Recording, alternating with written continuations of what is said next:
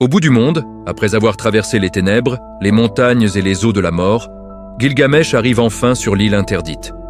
Là, dans un silence presque sacré, il rencontre Utnapishtim, un vieil homme au regard paisible, sans couronne, sans éclat. Rien ne distingue cet être d'un simple mortel. Et pourtant, il a reçu le plus grand des dons, l'immortalité. Intrigué, Gilgamesh s'approche. Il ne demande ni or, ni pouvoir, seulement une chose. Comment as-tu obtenu ce privilège? Que dois-je faire pour ne jamais mourir? Alors Utnapishtim lui raconte une histoire que les siècles retrouveront plus tard dans la Bible, le déluge. Il y a longtemps, dit-il, les dieux décidèrent d'anéantir l'humanité. Trop bruyante, trop rebelle, trop oublieuse des lois divines. Mais le dieu Ea, pris de compassion, prévint Utnapishtim. Il lui ordonna de construire un grand bateau, d'y faire entrer sa famille, ses artisans, ses animaux, et d'attendre. Quand les eaux se déchaînèrent, tout fut submergé. Les villes, les champs, les temples engloutis. Pendant 6 jours et 6 nuits, la pluie tomba sans relâche. Le monde entier fut noyé dans le silence liquide. Puis le 7e jour, la mer s'apaisa. Utnapishtim lâcha une colombe, elle revint. Puis une hirondelle, elle revint aussi. Enfin, un corbeau, qui ne revint pas. Alors, il sut que la terre avait retrouvé la vie. Touché par sa piété, les dieux lui accordèrent la vie éternelle. Mais ce don, dit-il à Gilgamesh, ne peut être accordé qu'une seule fois. Mon cas est unique, roi d'Uruk. L'immortalité ne se donne pas, elle se subit. Retourne chez toi et profite de la vie qui t'est accordée. Mais Gilgamesh refuse. Il ne peut accepter cette réponse. Alors Utnapishtim lui propose une dernière épreuve. Il lui dit « Reste éveillé 6 jours et 7 nuits. Si tu peux vaincre le sommeil, tu vaincras la mort. » Gilgamesh s'assoit, déterminé. Il fixe l'horizon, lutte contre ses paupières. Mais bientôt le corps cède, le souffle ralentit, et il s'endort. Le défi est perdu, car le sommeil, dit Utnapishtim, est la sœur jumelle de la mort. On ne peut la vaincre. On peut seulement l'accepter. Pourtant, pris de compassion, Utnapishtim lui révèle un dernier secret. Au fond de l'océan pousse une plante merveilleuse, capable de rendre la jeunesse à quiconque la goûte. Gilgamesh plonge. Il lutte contre les courants, contre les ténèbres marines. Et il arrache la plante du fond. Enfin, il tient entre ses mains le fruit de sa quête. La vie retrouvée. Mais sur le chemin du retour, alors qu'il se repose, un serpent s'approche. Attiré par l'odeur, il dévore la plante. Ému aussitôt, retrouvant une peau neuve. Gilgamesh regarde, impuissant. Tout ce qu'il a cherché, tout ce qu'il a souffert, perdu en un instant. Et là, dans le silence du désert, il comprend. Ce que le serpent a emporté, ce n'est pas seulement une plante, c'est l'illusion de l'immortalité. Après un voyage qui l'a mené aux confins du monde, Gilgamesh revient enfin à Uruk. Le roi qui était parti chercher la vie éternelle rentre les mains vides.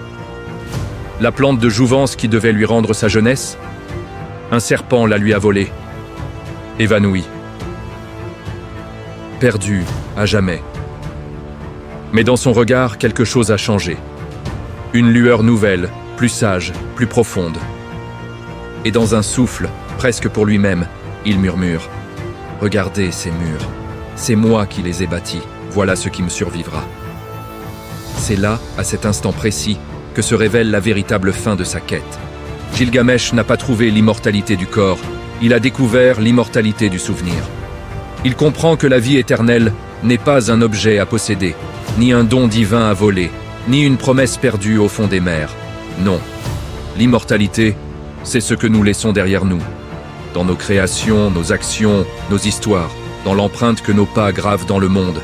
C'est dans ce moment que réside la véritable révélation. L'immortalité n'est pas dans le corps, ni dans les dieux. Elle est dans la trace que l'on laisse, dans les œuvres, dans les mots, dans les histoires.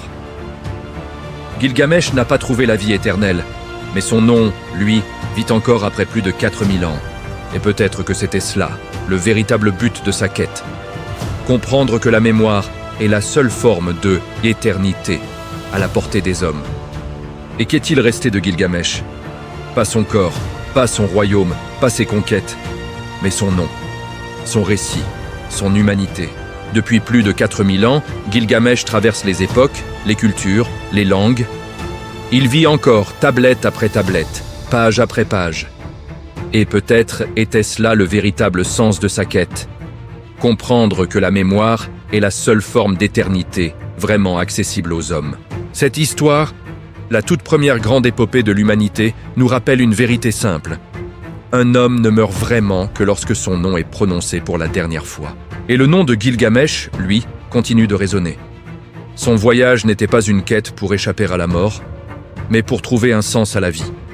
Et ce sens, il l'a trouvé non pas dans l'éternité, mais dans l'héritage, dans les murs d'Uruk et dans les lignes de son histoire qui nous sont parvenues. L'histoire de Gilgamesh n'est pas seulement un vieux récit gravé dans l'argile. C'est une source, un noyau, un archétype qui a infusé l'imaginaire de l'humanité. Ses échos résonnent dans presque toutes les grandes œuvres qui ont suivi, comme si ce premier cri de l'âme humaine avait fixé la mélodie de nos plus grandes peurs et de nos plus grands espoirs. Pensez à l'Odyssée. Ulysse, cet autre grand voyageur, traverse des mers déchaînées, affronte la colère des dieux et les illusions des monstres, non pas pour trouver l'immortalité, mais pour retourner chez lui, transformé, épuisé, mais intensément vivant. Son voyage est un écho de celui de Gilgamesh, une errance qui le ramène à sa propre humanité. Et que dire de la Genèse ? Ce récit du déluge, qui semble si unique à la tradition biblique, où un homme juste est choisi pour survivre au cataclysme et refonder l'humanité. Cet épisode apparaît déjà, presque mot pour mot, dans l'épopée de Gilgamesh, des siècles plus tôt. Utanapishtim, le survivant babylonien, est le grand ancêtre de Noé. La même arche, la même colombe, la même promesse d'un nouveau départ. Mais ce n'est pas tout. Dans les mythes indiens, perses, grecs, on retrouve inlassablement ce même motif central. Un héros qui cherche à échapper à la mort, qui défie le destin, et qui, au bout de sa quête, ne trouve pas l'éternité, mais découvre finalement comment vivre avec sa propre finitude. Partout, c'est la même lutte, le même vertige. L'être humain confronté à son existence éphémère, cherchant une lumière qui lui glisse constamment entre les doigts. Et partout, la même réponse, chuchotée d'âge en âge, d'une civilisation à l'autre. Ce n'est pas la peur de la mort qui donne un sens à la vie, mais le chemin que l'on parcourt pour l'affronter. Les amitiés que l'on noue, les murs que l'on bâtit, l'amour que l'on partage. C'est dans ces actes que se niche notre petite part d'éternité. Aujourd'hui encore, des milliers d'années plus tard, les psychanalystes, les philosophes, les artistes et les penseurs modernes se plongent dans l'épopée de Gilgamesh avec une fascination intacte. Pourquoi ? Parce qu'ils y retrouvent nos grands archétypes, les structures profondes de notre psyché. Il y a l'ami miroir, Enkidu, celui qui nous révèle qui nous sommes vraiment, qui nous sort de notre solitude et nous pousse à devenir meilleurs. Il y a la quête impossible, ce voyage fou que l'on entreprend malgré la peur, juste parce que l'on doit le faire. Et il y a la confrontation au vide, au temps qui passe, à la perte irréparable d'un être cher. Tout ce que nous ressentons au plus profond de nous, la peur de perdre, le besoin viscéral d'aimer et d'être aimé, le désir de laisser une trace, aussi infime soit-elle. Tout cela existait déjà, formulé avec une clarté bouleversante, sur des tablettes d'argile, il y a 4 millénaires. Gilgamesh, au fond, c'est nous. C'est le reflet de nos angoisses existentielles, de nos rêves de grandeur, de notre douloureuse conscience d'être mortels. Et c'est peut-être pour cela que son histoire nous touche encore si profondément. Parce qu'en cherchant à devenir un dieu, il a fini par découvrir ce qu'être humain veut vraiment dire. Merci d'avoir suivi ce voyage jusqu'au bout. Si cette histoire vous a touché, n'hésitez pas à vous abonner pour ne pas manquer les prochains épisodes. Cela m'aide énormément et m'encourage à créer encore plus de contenu. Et dis-moi en commentaire, quel autre mystère de l'histoire veux-tu qu'on explore ensemble ? Merci d'avoir regardé et à très bientôt sur ta chaîne Histoire et Mystères Incroyables.